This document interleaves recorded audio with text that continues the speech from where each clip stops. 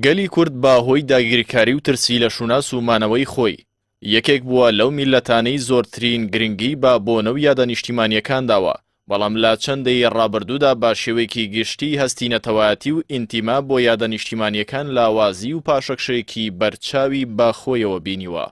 لە سەروبەندی ئاهەنگەکانی نەورۆز و سەری ساڵی نوێی کوردی وەک تێبینی دەکرێت هاوڵاتیان لە باشووری کوردستان لەگەڵەوەی باخی وەکو جاران بە بۆنە نەتەوەییەکان نادەن، ترسیان لەوە شەیەنەوەکانی داهات و ئینتیمای نەتەوەییان بەرەو کاڵبوونەوەی زیاتر و تەنانەت لە ناوچوون بچێت.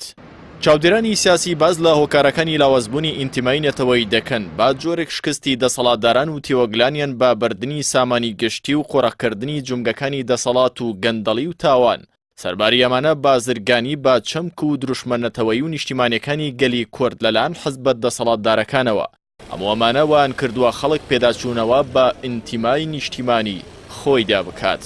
هاوڵاتیان پێیان وایە هەر کاتێک دەسەڵات خەڵکی خۆی ڕوبەڕووی هەژاری و برسێتی کردەوە و بەناوی مەترسی بۆ سەرگەل و لە کیسنەچوونی دەستکەوتە نەتەوەیی و نیشتیمانیەکان هێندەی دیکە میلەتی چەوساندەوە، ئەوە خەڵک نەک ئینتیمای لاواز دەبێت بەڵکو لە خاک و نیشتیمانەکەشی هەڵدێت. ڕۆشنبیران و هاوڵاتیانی هەرێمی کوردستان جەخت دەکەنەوە خزمەتکردنی نیشتیمان و نەتەوە باشترین چارەسەرە بۆ ئەوەی جارێکی دیکە هاوڵاتیان لەگەڵ ئینتیمای نەتەوەییدا ئاش ببنەوە.